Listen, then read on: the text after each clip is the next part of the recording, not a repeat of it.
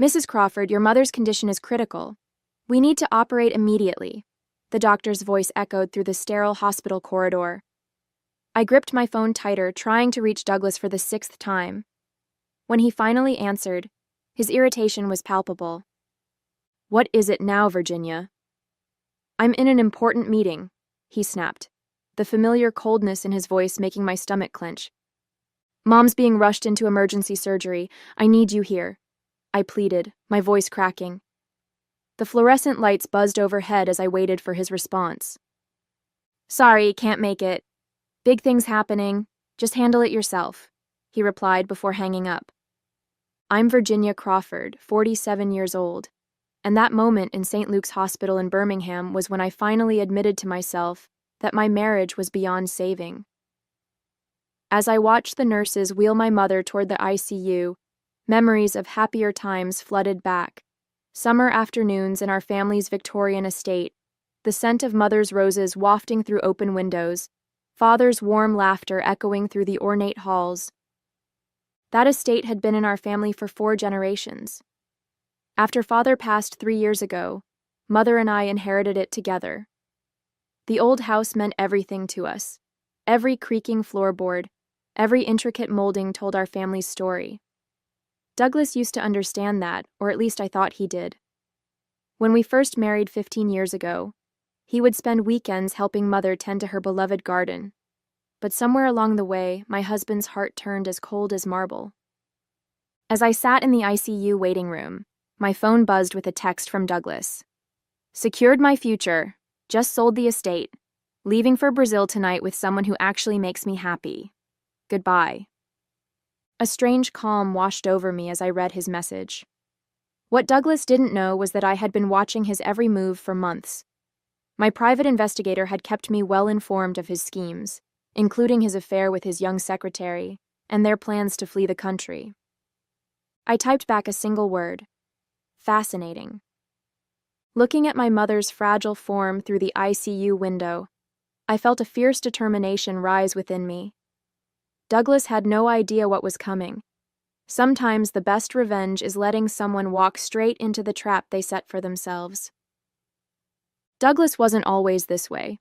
When we first met at a charity gala in Birmingham 15 years ago, he was different, kind, ambitious, and genuinely caring. He worked as a junior partner at a law firm then, and his eyes would light up when he talked about helping his clients. I remember how he used to bring coffee to my father during long discussions about estate management, eager to learn and understand our family's legacy. The Victorian estate had been more than just a home to us. Built in 1887 by my great-grandfather, it stood as a testament to our family's history. Every Christmas, every celebration, every quiet Sunday afternoon was spent within those walls. I can still picture my grandmother sitting in her favorite corner of the library, telling me stories about the generations before us. Family isn't just about blood, Virginia, she would say, her eyes twinkling with wisdom. It's about trust and protecting what matters most. The changes in Douglas were subtle at first. About 5 years ago, he started spending more time at the office, coming home later and later. When my father passed away 3 years ago, something shifted in him completely. He began questioning every financial decision I made, insisting on having more control over the estate's affairs. I noticed small things missing from the house: antique pieces, family jewelry, items he claimed were just being appraised. 2 months ago, I found receipts for a luxury condo in Rio de Janeiro in his email. That's when I hired Juliana, the private investigator. Your husband's been meeting with various potential buyers, she reported last week. He's been showing them forged documents claiming full ownership of the estate. The irony of it all would have made me laugh if it weren't so painful. Douglas had spent years trying to gain control of the estate, not knowing that my grandmother had placed it in an irrevocable trust long before he entered our lives. She had seen similar situations unfold in other wealthy families and had taken steps to protect our legacy. My phone buzzed again with another message from Douglas. You'll thank me when you see how much I got for that old house. Time to move on. I tucked the phone away, my hand finding comfort in the worn leather of my grandmother's diary and my purse. Inside lay the truth that would soon shatter Douglas's plans completely. The ICU waiting room felt colder as night fell. My mother's surgery was taking longer than expected, and my nerves were fraying. That's when Juliana, my private investigator, called with news that made my blood run cold. "Virginia, I have something you need to see right away," she said, her voice urgent. "Can you check your email?" I opened the attachment she sent and my hands started shaking. There were dozens of photos. Douglas at expensive restaurants with his young secretary, Angela, shopping for jewelry at Tiffany's, and visiting high-end real estate offices. But what made my stomach lurch were the documents clearly visible in some of the photos. "He's been systematically emptying your personal accounts for months," Juliana explained. "The estate sale is just the final piece. He's already transferred most of your liquid assets to offshore accounts." I pulled up my banking app, and sure enough, my personal account showed a balance of just $842. The joint account we shared was completely empty. Tears stung my eyes as I realized he'd been planning this for months, maybe years. My phone buzzed with another text from Douglas. "By the way, I took care of those dusty old photo albums in the library. Nobody needs that sentimental junk anymore. The buyers want the house empty by next week." The photo albums. My mother's precious memories, generations of our family history. I felt physically ill.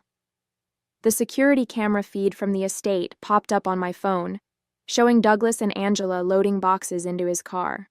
They were laughing, champagne glasses in hand, celebrating in our family home while my mother fought for her life in surgery. "Virginia," Juliana's voice brought me back to reality. "There's more. He's booked 2 first-class tickets to Rio de Janeiro for tonight. And he's been recording your phone calls with the hospital. He wanted to make sure your mother was too ill to interfere with the sale." The full weight of his betrayal crashed over me.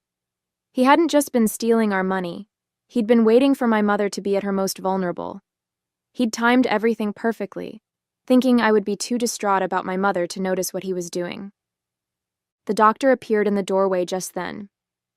"Mrs. Crawford, your mother is stable. The surgery was successful, but she'll need extensive care during recovery." I clutched my grandmother's diary tighter, feeling the hidden documents inside that would be Douglas's undoing. He thought he had planned everything perfectly, but he had no idea what was coming. Sometimes the best revenge isn't just about winning. It's about letting your enemy lose everything on their own terms. "Mr. Reynolds, this is Virginia Crawford. I understand you're the buyer Douglas arranged for our estate?" My voice was steady, masking the anger churning inside me. "Ah, yes, Mrs. Crawford. Your husband mentioned you'd be calling to finalize the details. I must say $3.2 million is a steal for such a beautiful property." He sounded pleased with himself. "And you've already transferred the funds?" I asked, watching my mother's peaceful, sleeping face. "Yes, just this morning. Your husband was quite insistent on immediate payment. Said something about an investment opportunity in Brazil that couldn't wait." I smiled grimly. "Mr. Reynolds, I suggest you contact your bank immediately and stop that transfer. You see, Douglas doesn't actually have the authority to sell the estate." There was a long pause. "I'm sorry, what?" "The property is in an irrevocable trust. Any sale without proper documentation from the trust administrator is fraudulent." I heard him inhale sharply. "I believe that would make you an unwitting participant in real estate fraud." While Mr. Reynolds processed this information, my phone buzzed with another text from Douglas. "Just dropped off the final paperwork with the buyers. You should be grateful. I got us a great deal. Heading to the airport now with my real future." I turned my attention back to Mr. Reynolds, who was now sputtering about legal documentation. "Check your purchase agreement carefully," I advised. "I'm sure you'll find some irregularities. My husband can be creative with paperwork when it suits him." Just then, Juliana slipped into the hospital room, nodding to confirm that everything was in place. She handed me a folder containing copies of the trust documents and recent bank statements showing Douglas's systematic theft. "Mrs. Crawford," Mr. Reynolds's voice had taken on a panicked edge. "I've just reviewed the documentation. These signatures, they don't match the county records." "No, they wouldn't," I replied calmly. "I suggest you contact your lawyer immediately. The FBI is already involved, and they'll want to speak with you about your role in this transaction."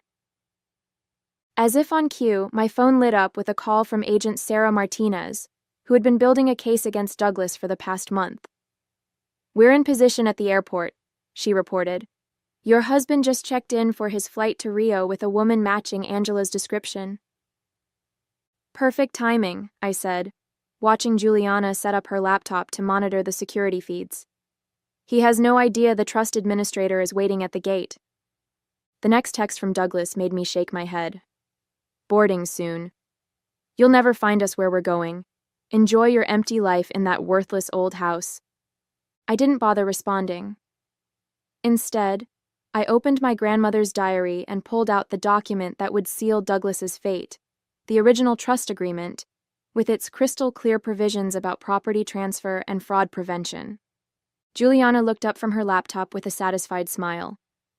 "Airport security just flagged their passports. Want to watch the show?"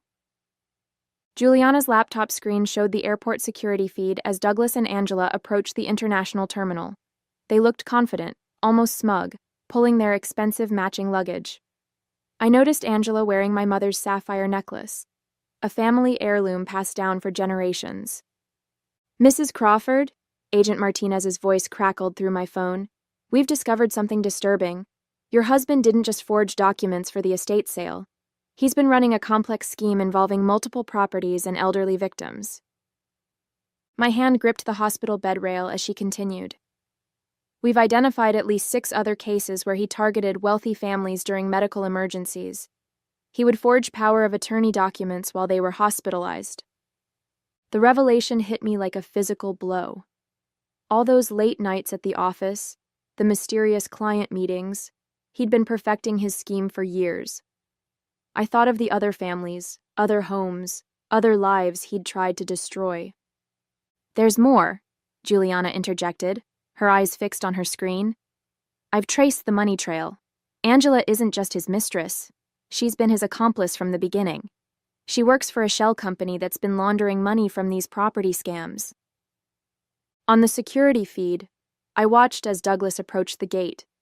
He was wearing the custom-made suit I'd given him for our anniversary last year, probably the last gift I'd ever give him. Angela clung to his arm, giggling at something he'd said. Then everything happened at once. 2 FBI agents in suits approached from one direction. The trust administrator, Mr. Harrison, emerged from the other side, flanked by airport security. Douglas's face transformed from confusion to shock to rage in seconds. "You don't understand." His voice came clearly through Juliana's audio feed. "My wife gave me permission to sell the property. I have documentation." "Forged documentation," Mr. Harrison interrupted. "The Crawford estate has been in an irrevocable trust for over 20 years. Even if your wife wanted to, she couldn't authorize its sale."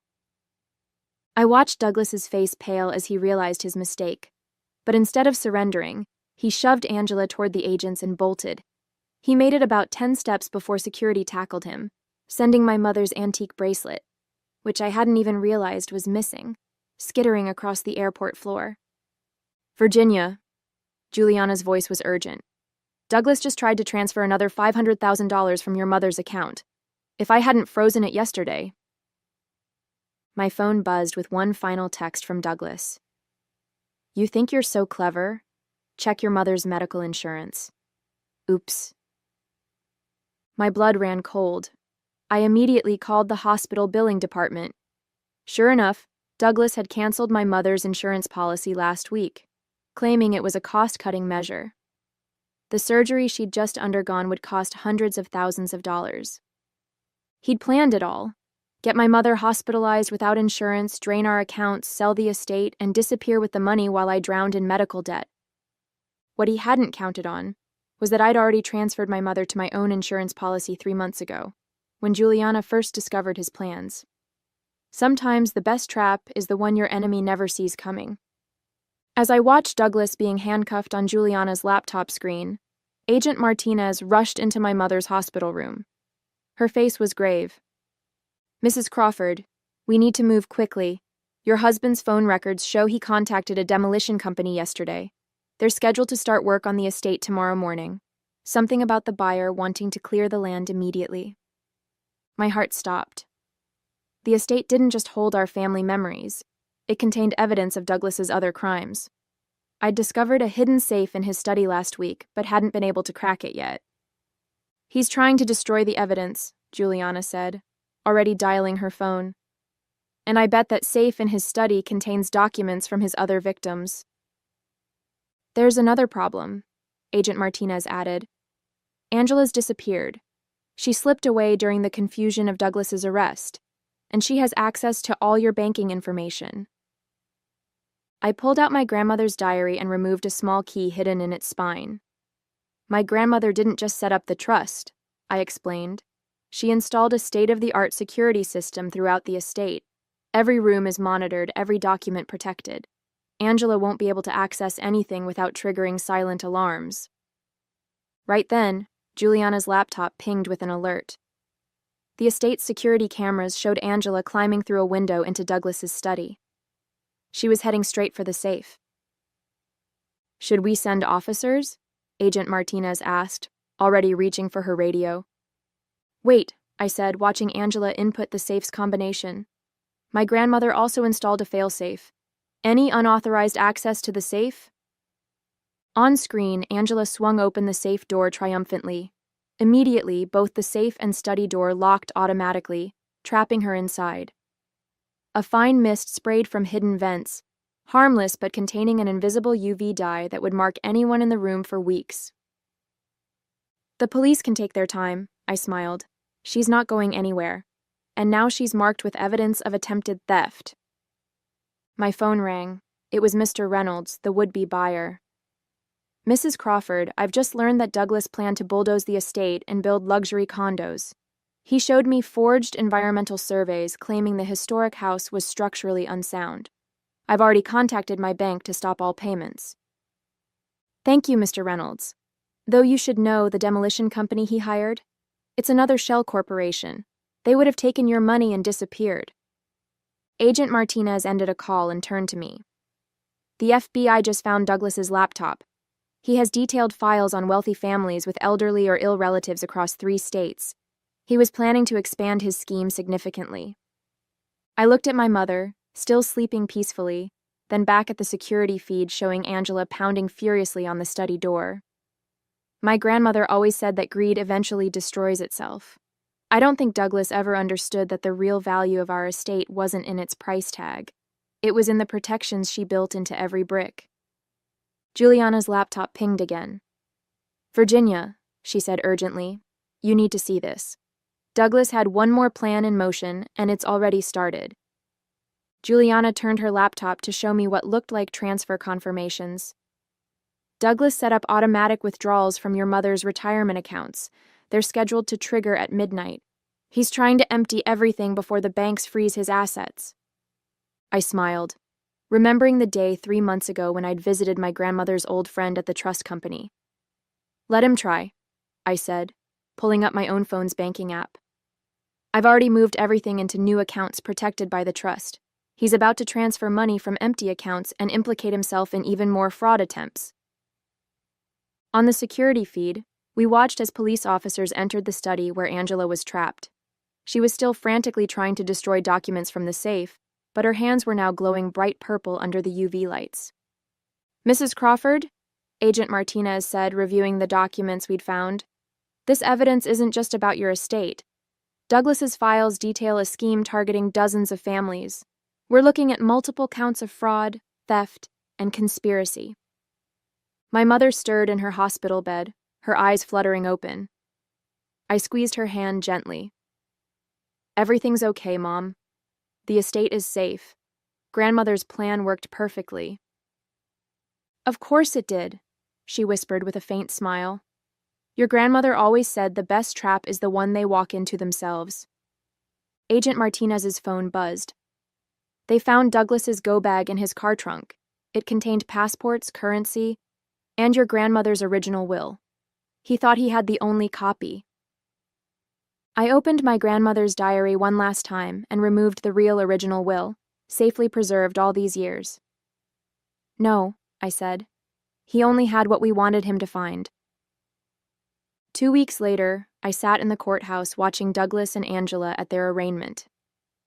Gone were their designer clothes and arrogant smiles, replaced by prison jumpsuits and defeated expressions. The prosecutor read out 37 charges of fraud, conspiracy, and attempted theft. Your Honor, Douglas's lawyer began, my client was simply trying to protect his wife's assets. That's not what the evidence shows, the prosecutor interrupted, holding up a thick folder. We have documented proof of Mr. Crawford targeting multiple families during medical emergencies, attempting to steal their properties through elaborate fraud schemes. The UV marked documents recovered from his safe detail every crime. I thought about the other victims, 12 families who had almost lost everything to Douglas's schemes. Thanks to the evidence we'd gathered, they would all get justice. The judge set bail at $5 million each, remanding both Douglas and Angela to custody when they couldn't pay. As they were led away, Douglas turned to glare at me. I simply smiled and patted my grandmother's diary. He'd never understood that real wealth isn't about money. It's about family, legacy, and protecting what matters most. Back at the estate, my mother was recovering well in her old room, surrounded by the family photos and heirlooms we'd protected. The garden she loved was blooming again, and the house felt more alive than ever.